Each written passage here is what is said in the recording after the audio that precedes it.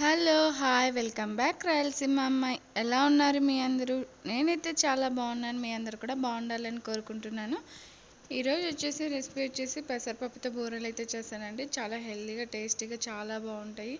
ఇక సమ్మర్ అయితే స్టార్ట్ అయిపోయింది కదండి. ఇక పిల్లలు అనేది ఇంట్లోనే ఉంటారు కాబట్టి ఇంట్లో ఉన్నప్పుడు ఏదో ఒకటి చేస్తూ ఉండండి.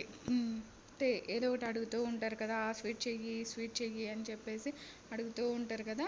అలాంటప్పుడు ఇలా టేస్టీగా హెల్తీగా పెసరపప్పుతో అయితే బూరెలు అయితే చేసి పెట్టారనుకోండి, చాలా ఇష్టంగా తింటారనమాట. పిల్లలే కాదండి, పెద్దవాళ్ళు కూడా చాలా ఇష్టంగా తింటారు. సో ఆలస్యం ఎందుకు, చూసే ముందు చిన్న రిక్వెస్ట్ అండి. ఈ వీడియో కనుక నచ్చితే లైక్ చేయండి, షేర్ చేయండి, సబ్స్క్రైబ్ చేయండి.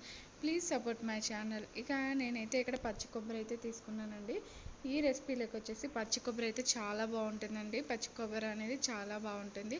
సో అలాగే ఇక్కడ నేను ఒక పావు కేజీ వరకు పెసలు అయితే తీసేసుకొని ఒక 4 to 5 అవర్స్ వరకు అయితే నానబెట్టేసుకున్నాను అనమాట. బాగా క్లీన్ చేసేసుకొని 4 to 5 అవర్స్ అయితే నానబెట్టేసుకున్నాను. అలా నానిన పెసలను తీసుకొని ఒక మిక్సీ జార్ తీసుకొని అందులోకి అయితే వేసుకొని పేస్ట్ అయితే చేసేసుకుంటున్నాను అనమాట. సో అలా పేస్ట్ చేసేసుకున్న మిశ్రమాన్ని అయితే ఒక ఇడ్లీ ప్లేట్ అనేది తీసుకొని ఇది ఆవిరి మీద అనేది ఉడికించుకోవాలన్నమాట. ఇలా ఉడికించుకోవడం వల్ల ఏమవుతుందంటే పెసల్లో ఉన్న పచ్చివాసన పోయి చాలా బాగుంటాయండి. టేస్ట్ అయితే చాలా బాగుంటాయి. ఈ రెసిపీ వచ్చేసి నాకు ఫస్ట్ మేము పెళ్ళైన కొత్తలో హైదరాబాద్కి వచ్చినప్పుడు నాకు మా పక్కింటి అక్క అయితే చెప్పిందనమాట. సో తను చేసి ఒకసారి ఇస్తే టేస్ట్ నచ్చి నాకు కూడా ఎలా చేయాలి ఏంటి అని అంటే అప్పుడైతే ప్రాసెస్ అయితే చెప్పిందనమాట.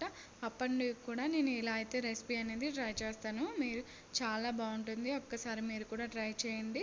ఇక ఈ మిశ్రమాన్ని ఇడ్లీ ప్లేట్కి అయితే పెట్టేసుకొని ఒక ఆవిరి మీద అయితే ఒక 10 నిమిషాలు అయితే ఉడికించుకున్నాను అనమాట. ఉడికిన తర్వాత ఇలా అయితే ఉంది.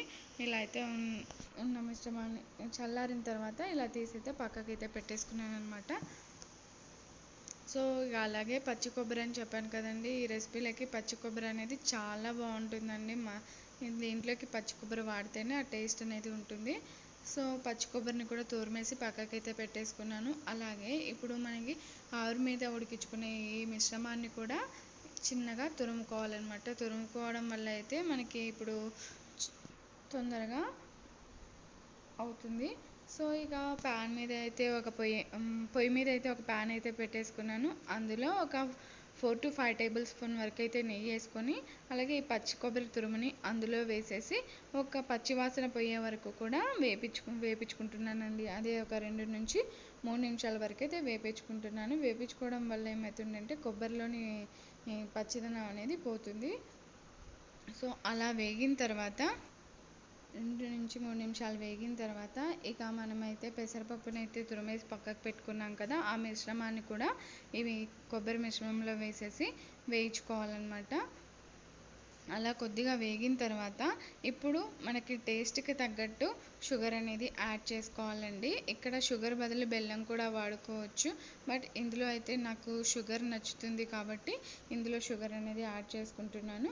మనం పావు కిలో అది 250 గ్రామ్స్ వరకు పెసలు తీసుకున్నాం కదండి. 200 గ్రామ్ వరకు షుగర్ అయితే తీసుకోవచ్చు. షుగర్ కొంచెం ఎక్కువగా ఇష్టపడే వాళ్ళ అదే అండి స్వీట్నెస్ని ఎక్కువగా ఇష్టపడే వాళ్ళు అయితే 250 గ్రామ్స్ వరకు కూడా వేసుకోవచ్చు అండి. బాగుంటుంది. సో ఇక్కడైతే నేను ఒక 200 గ్రామ్స్ వరకు అయితే షుగర్ని అయితే యాడ్ చేసుకుంటున్నాను. ఇందులోనే ఇలాచీని కూడా యాడ్ చేసుకున్నాను అనమాట. షుగర్లో పౌడర్ చేసుకొని ఆ మిశ్రమాన్ని కూడా ఇందులో యాడ్ చేసేసుకున్నాను. అలా వేసిన తర్వాత మనకి షుగర్ అంతా కరిగి మెల్ట్ అయిపోయి దగ్గర పడే వరకు కూడా ఒక 3 to 5 మినిట్స్ అయితే పడుతుందండి. దగ్గర పడే వరకు కూడా వేపేసుకోవాలన్నమాట. దగ్గర వరకు వేపేసుకోవాలి. చూస్తున్నారా, ఆ విధంగా కొంచెం గట్టిగా దగ్గరగా అయిన తర్వాత స్టవ్ అనేది బంద్ చేసుకోవాలండి. స్టవ్ బంద్ చేసుకున్న తర్వాత కొద్దిగా చల్లారిన తర్వాత మనం వీటిని బూరెలు చేసుకోవడానికి